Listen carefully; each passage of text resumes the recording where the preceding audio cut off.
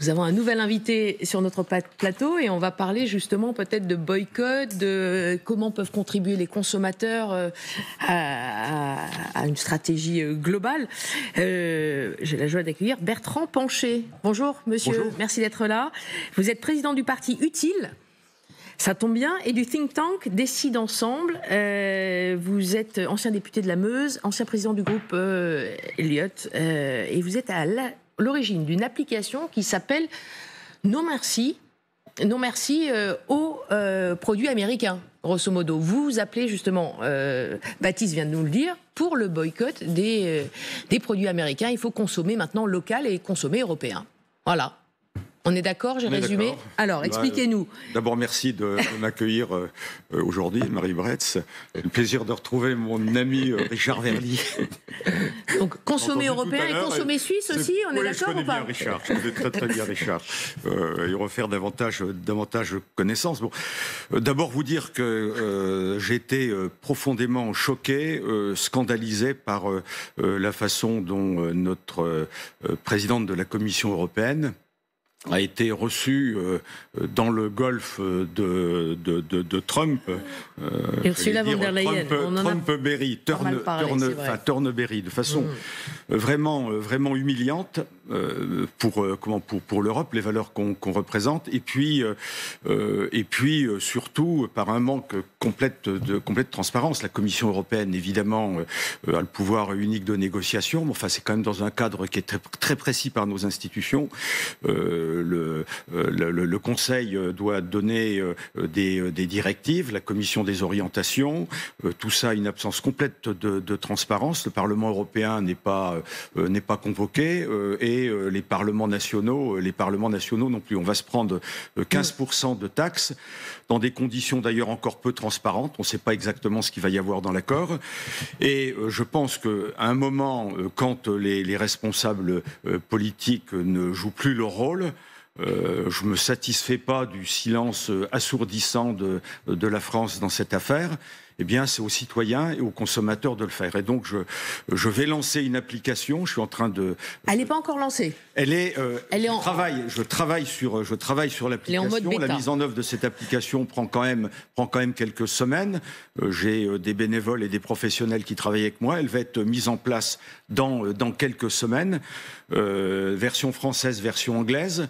Là, c'est version anglaise. Enfin, c'est les deux. Voilà, no merci, c'est pas non merci. Les deux. Elle s'appelle No Merci, non merci, et en France anglais. C'est en franglais. Sans pitié, quoi. Voilà, sans pitié, ça va être. Alors l'idée, c'est quoi ? L'idée va être très simple. On va cliquer avec nos smartphones, malheureusement, nos systèmes Android. On va télécharger l'application gratuite et on va cliquer sur tous les codes barres, tout ce qu'on veut, les shampoings.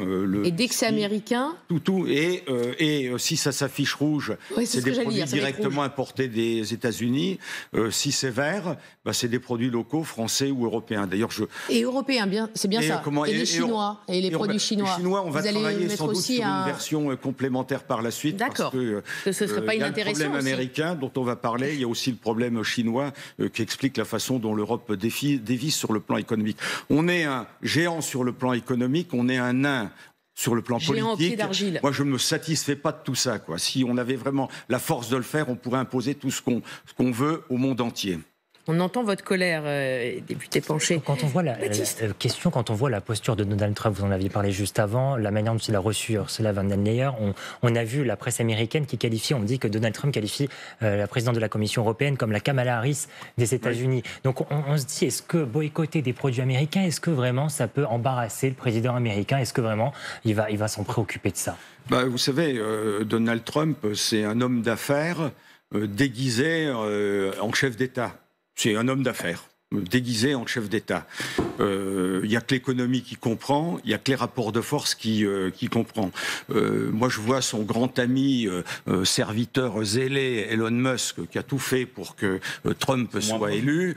Début de boycott des Tesla. Il s'en prend pour 80 ou 90 milliards de dollars. Il est rattrapé par la patrouille et l'affaire est réglée. Moi, je pense réellement que si les consommateurs européens s'en mêlent, les marques sont particulièrement fragiles. C'est pas des entreprises françaises qui sont propriétaires de leurs fondateurs. C'est tous des entreprises qui sont en bourse, les fonds de pension. Dès qu'il y a des menaces de boycott, tout commence à s'écrouler. Ça peut faire très très mal. En tout cas, moi, c'est l'arme que je mets à disposition de l'ensemble de nos concitoyens. J'ai envoyé pratiquement 1 millier de communiqués de presse à toute la presse française, européenne et même américaine. Et je dis clairement... Vous utilisez l'arme, vous avez dit l'arme là, c'est bien compris. Voilà, voilà. Une arme utile en tout cas pour consommer européen. Sur les rapports entre Donald Trump et Ursula von der Leyen, il faut aussi peut-être reconnaître à la présidente de la Commission européenne sa capacité à calmer un animal fou politique, Donald Trump, qui, bien peut-être que le rapport de force que voulait la France n'aurait pas amené les résultats escomptés, puisque si on est face à un chien fou, il peut nous mordre si on essaie de le maîtriser, alors que là, on a calmé l'animal politique, on va pouvoir entamer des discussions peut-être plus rationnelles, plus raisonnables. Maintenant que le cadre est fixé, qu'on a accepté les 15%, reste à aligner un peu les pièces du puzzle pour savoir, filière par filière, qu'est-ce qu'on peut espérer, etc. Est-ce que c'est pas une stratégie qui, in fine, à moyen terme, serait payante? En tout cas, c'est quand même une stratégie qui manque singulièrement de transparence.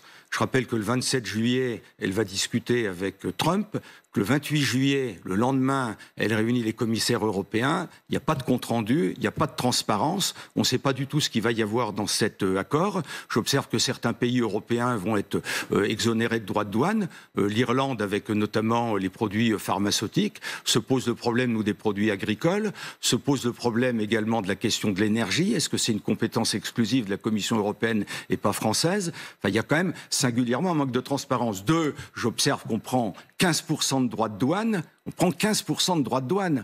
Il y a des mesures anti-coercition qui auraient pu se mettre en place. Elles sont pas déclenchées.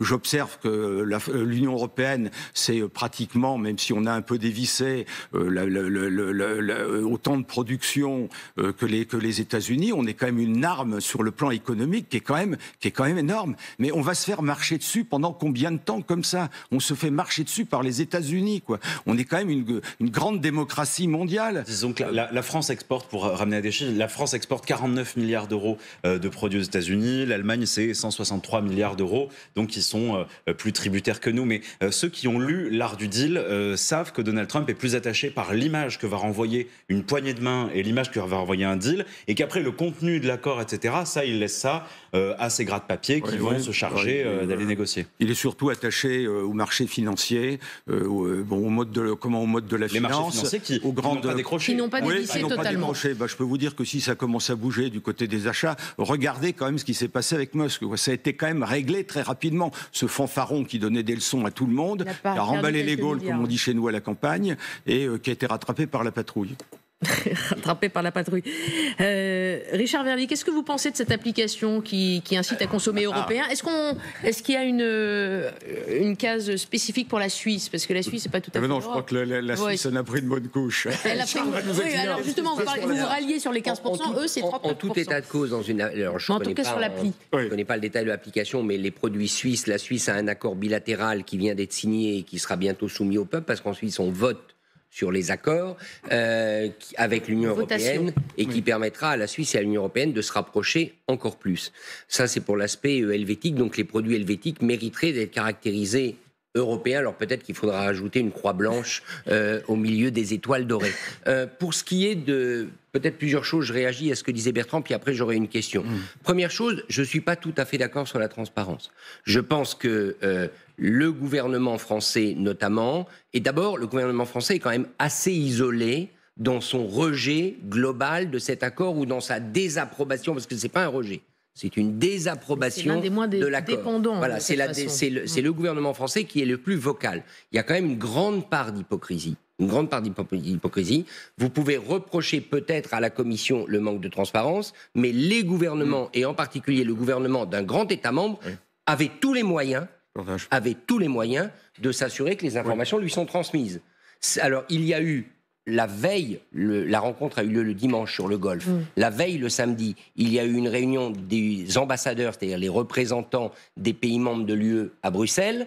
Et dès le lendemain, comme ça a été dit, il y a eu des informations, il y a eu un briefing qui a été fait. Donc, dire c'est la Commission européenne qui n'a pas informé, c'est faux. Dire par contre qu'elle n'a pas assez informé ou qu'elle n'a pas assez bien suivi les recommandations qui avaient été transmises, ça c'est autre chose. Je note par ailleurs que Emmanuel Macron n'a pas convoqué ou demandé la convocation d'un conseil extraordinaire des chefs d'État et de gouvernement. Il aurait pu le faire. Ça se fait en visio. Ça s'est fait à plusieurs reprises en visio sur l'Ukraine. Il aurait pu, si vraiment l'accord était mauvais, le demander. Et que même l'ambassadeur, le représentant permanent de la France à Bruxelles n'a pas non plus demandé une réunion extraordinaire du comité des représentants permanents. Donc, oui, la Commission a peut-être mal négocié, elle a peut-être pas suffisamment respecté les vœux de dureté, de fermeté de la France, mais la transparence, c'est aussi celle qu'on obtient. Quand vous êtes membre, vous pouvez l'obtenir, la transparence. Donc là, il y a peut-être eu de la part de la France, et je pense qu'il y a pas mal d'hypocrisie. Un deuxième élément sur le boycott, alors, moi, je pense que ce qui compte, dans tous les cas de figure, c'est de s'assurer que ce boycott vis-à-vis des États-Unis, ce ne sera pas un boycott politique. C'est-à-dire que si on affiche, pourquoi je dis ça ? Parce que si on affiche en Europe la volonté de boycotter les produits américains, vous pouvez être sûr que Donald Trump aura des mesures de rétorsion. Or, la morale de l'histoire pour le moment, c'est qu'il a le plus gros marteau. Quand même. C'est lui qui a le plus gros marteau. Et il a quand même une plus grande chance d'enfoncer le clou que l'Union européenne ne le peut. Par contre, instiller à travers une application comme ça, chez les consommateurs européens, un réflexe européen, c'est-à-dire acheter européen, ça, c'est pas du boycott. Acheter européen, c'est les consommateurs. Donc ce qu'il faut en gros, c'est laisser les produits américains sur les étagères ou sur les vitrines des supermarchés, surtout pas les empêcher d'arriver, parce qu'alors là, Trump s'en prendrait, mais que les consommateurs décident d'acheter tel shampoing ou tel autre, c'est leur droit le plus absolu. Ensuite, j'avais une question pour Bertrand, c'est-à-dire qu'à ce stade maintenant... Donc vous n'êtes pas tout à fait d'accord, hein. Non, je pense simplement que là, une bonne initiative. Je pense qu'il y a de l'hypocrisie, premièrement, à dire que la Commission européenne a caché des informations. Les informations, quelquefois, il faut aussi les obtenir. C'est vrai, c'est toujours vrai comme ça. Mais et deuxième chose, qu'il faut que le boycott soit un boycott au niveau des consommateurs, mais pas au niveau des gouvernements. Il ne faut pas empêcher les produits américains d'être dans les supermarchés, parce qu'alors là, on ouvrirait une guerre commerciale. Et ma question, elle est assez simple, c'est-à-dire, est-ce que une application comme celle-ci, est-ce que des changements de comportement des consommateurs, ça peut être obtenu à court terme, alors que Trump, lui, vit dans le court terme? Oui. En tout cas, les questions demeurent et on aura peut-être les réponses sur d'autres plateaux et dans d'autres journaux. Merci beaucoup à vous tous d'avoir été là. Merci à vous derrière vos écrans. Tout de suite, le journal avec Quentin Bérichel. Restez avec nous, LCI, midi.